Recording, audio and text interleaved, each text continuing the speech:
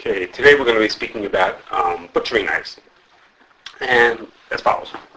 The Gemara says, the Gemara makes two different statements about using a knife to cut meat. Using a knife that was not kosher to cut kosher meat. First, the Gemara says, Rav Baruch Hanan says that even though when you cut meat, it's not hot.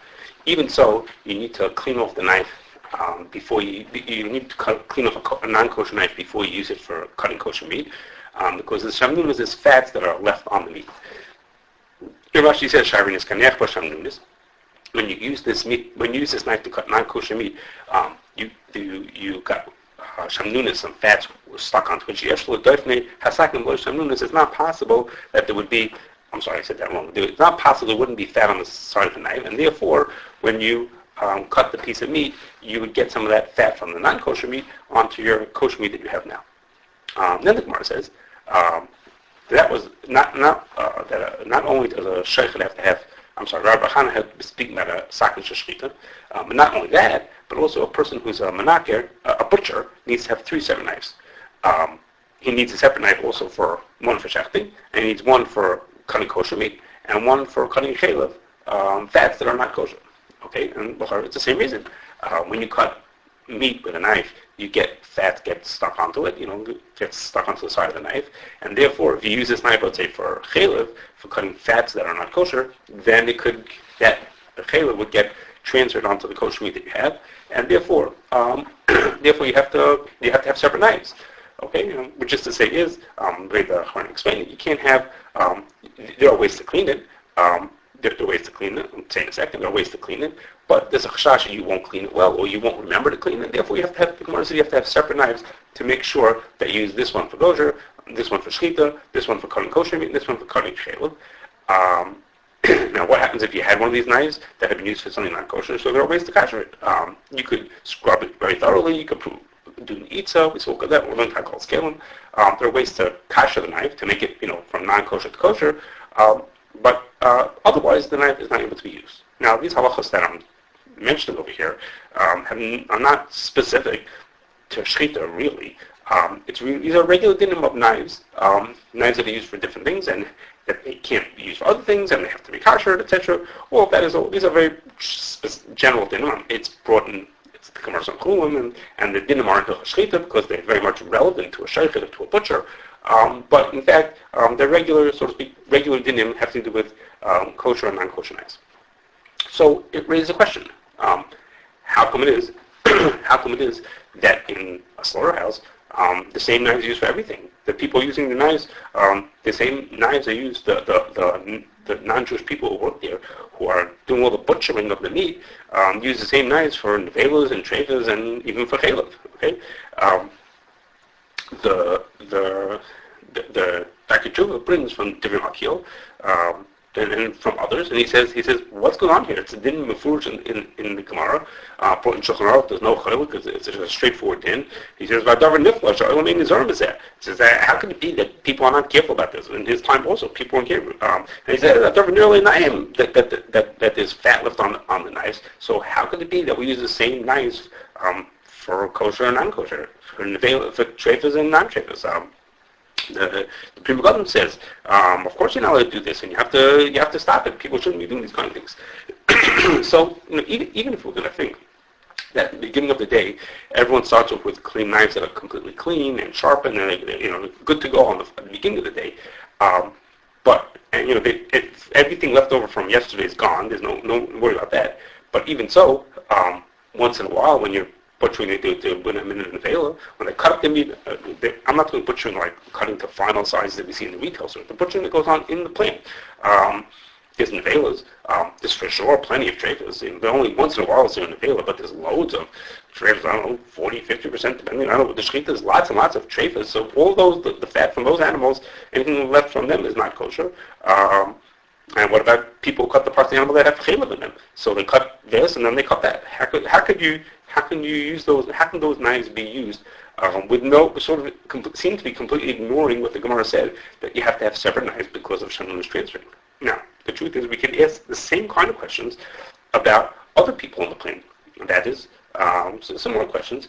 The person, the Baidik, assuming he's the one who cuts into the teraifos, he cuts into the teraifos. That means is he cuts through the animal, every single one. Well, loads of those animals end up being teraifos. So he doesn't cut into the neveilos because he would know this is a neveilo, he wouldn't bother. But all the ones that are teraifos, he cuts into, and then he uses that same knife to cut into the next piece afterwards. What about when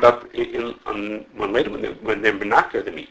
So being menachar means is you cut away things that you're not supposed to have, but you're also using the same knife and cutting the parts that you are allowed to have. You're cutting this and that. Now, for the nikur, the Mechaber in Simon Peidal, Samach Dal speaks of maybe it's Stadim Lahakal over there, maybe the Sheikh himself. Maybe less of a question for the Sheikh than for some of these other people, because the Sheikhim clean their knife and sharpen it and for sure wash it between one animal and the next. Maybe the menachar, the Baidik Klim does that also. Maybe, I'm not sure about that, but the Sheikh for sure does. So he'll wash his knives and put them onto the stone a little bit between animals. Maybe that's enough to get it clean. But we're still working. The people working the plant who do all the cutting of the meat before. All working with the carcass, all those people seem to be using the same knives for everything. So our simple question is from the teraifos to the non-teraifos. Okay, so it could be that we're going to suggest a possible answer comes from a Rashba, but the Shach brings it. The Shach in Siman Yud. Shach brings the Rashba. I told you that these dinim about knives are not really specific to shechita, that they're really just about knives in general. So the Rav asks a question. He says, Rav Chana is talking about a knife that was used for shechita, and the Rav says, of all cases in the world that Rav Chana chose, why would he pick the one that has to do with shechita? Shechita is the worst, is the weakest case to speak about. Why? Because when we know that after you shaft an animal and you do all the bedikas and things like that, you have to do hadacha before you do malicha. You have to wash it or do something to it before you do the malicha to it. So every single piece of meat is going to be washed off afterwards. So why do you have to say that you need to? Why would Rabbi Hanan say that you need to have separate knives for a person who does shechita? It's one thing for other parts of the process, but the person who does shechita, anybody up until the malicha who does anything, he says, what's the problem? He says, you're going to do hadacha anyhow before you do malicha. So those people should not need to have special knives. There should be no need for that. So he says this, that the answer is that when Rabbi Chana says that you need to rinse off the meat, obviously the rinsing that you do before malicha, just a plain rinsing, is not good enough. You need to do what it is with a shifshuf gadol b'yadayim heitev. You need to do a really thorough scrubbing of the meat in order to get all the residue of fat that we left on it. But what you do before malicha, that's not going to be good enough. Just a hadacha, you're rinsing it down before malicha, that's not going to be good enough. You need to do a more serious cleaning in order to qualify to say the meat has been cleaned off enough that any shamninas from the last animal is not on here. So, on the one hand, the Rashi is telling us a chumrah. He's telling us a chumrah. Just wrinkling it down the piece of meat is not going to get the shamninas off. Okay. But at the same time, he's telling us that if you do a shifshuf gadol b'yadayim heitev, it is possible to get all the shamninas off of the meat. And seemingly, we have two things to point at in a modern slaughterhouse that might qualify for those things. The first is, after you take off the hide, and after the USDA checks the animal, and the Baidik checks the animal, and the animal has now been approved, everything's ready, it's done, it's ready to leave, the carcass is ready to leave, and it's going into the refrigerator. Okay, the last step before it goes into the refrigerator is goes through a strong spray washer that washes down the animal with water mixed usually with lactic acid. We've spoken about in the past that first of all, you're allowed to have lactic acid, that affects the malicha. We spoke about that maybe that washing should help extend the 72 hours. Sometimes you need just an extra half an hour, and that would do the trick to extend the 72 hours before malicha has to happen. But essentially, it's going through this strong spray wash, and that wash might seemingly would be good enough for what the Rashba said. You need to do a shift of gadol b'yadayim heitev. It's a strong, powerful, rinsing going onto the meat, and maybe that's good enough to say that we cleaned off the animal. Now, that helps if that's correct, if that's really good enough. It helps for all the people who use knives on the animal, from the sheikhet all the way down through all the preparing, taking off the hide and cutting off certain pieces, and all that cutting that happened all the way from there till the end of that part of the process would all be taken care of by this. Yet that doesn't yet help for the nikur, the people who are being menaker. But the good news is the people who are being menaker on the next day, those people only work with kosher animals. There's no teraifos in there. All the teraifos have been weeded out. You only take no neveilos and teraifos make it into there. They're only doing the nikur on the kosher animals. So assuming if they start with clean knives in the morning, which is reasonable, or the shift, when they start doing the kosher animals, assuming the knives are all clean at that point, then the only thing we have to do is that they're touching chaylev while they do it. And as I mentioned, the Mechaber says maybe there's reasons to be makil and say it's okay. You don't have to worry about that part of it. But we don't have to do. There are no neveilos and teraifos over here because in that room. So maybe that's a justification for how we do it. Second thing is that the Ramah brings that you're supposed to rinse off. You're supposed to do a niput between the malicha and the 3 hadachos. When you finish malicha, before you do 3 hadachos, you're supposed to do a niput. And there's different ways that plants do it. There's different ways they do it. Some people just do a little mist, so that's not going to count as a shift of got to be a dime hated. That's not going to be good enough. But other ones do a more powerful washing down of the meat to get the salt off. So if that's done, then that potentially again qualifies as something that this is the very way after. No one's going to touch it with a knife anymore at all. That if the malicha, at that point, nothing with a knife that can touch the tray. So if that's done well enough, then that would also be good enough to get the any tray fat that we left under.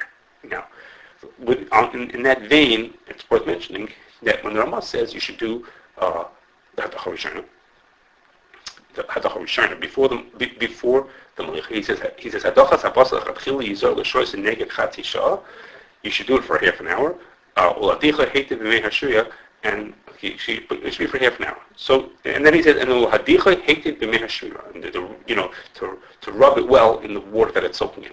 So the Aruch Shulchan says that when it says ladicha hated b'mei hashriya, that's really doing what the Rajba said. And the Rajba said you should do shift of skot b'yadayim hated, but that's what the Ramah has in mind when he says here you should do ladicha hated b'mei hashriya, and we don't do that. We don't do any special hadicha hated b'mei hashriya. No one sits there in the shriya water and does something special. But the Dr. Chu brings that there are some people who say that actually the fact that we do 30 minutes of shriya altogether is a chumrah. The Aruch Shulchan himself says, he says, Ikka shriya chatzi shor yadatim noam. Where does half an hour come from altogether? So some of the Dr. Chu want to say that the 30 minutes itself is good enough. It's not a rubbing, but it's good enough that we say that takes the place of what the Ramah has said you should do is ladicha hated b'mei hashriya. By leaving for half an hour does that trick, and if so, then if the Shulchan says if that qualifies for what the Raj wanted, so then what we've done is essentially by saying that we have to do shriya for half an hour, we've done something good enough to get the shaminus off. So we're going a few steps over here. The Rajba said you have to do a shift of God to be a time period. You have to do a real good rubbing to get the residue off. What you would have done, so to speak, in the Rajba's day, there's nothing that would have done that. So you have to take a special step to get it to clean off the meat. And that's why you have to have special knives because that may not happen. But the way we do it nowadays, that we do shriya for half an hour, may take the place of that thing. Dr. Chu brings that some say like that. And also, the Dr. Chu brings that the 3 hadachos we did afterwards may be a chumrah also, so maybe that also takes the place of it. Again, but so these are different possibilities. Again, these are just ideas and possibilities. But Lamaisa really the Achron asked this question, if there's a Befershit in here, and we gave some possible ideas of maybe why we seem to be ignoring what this didn't say.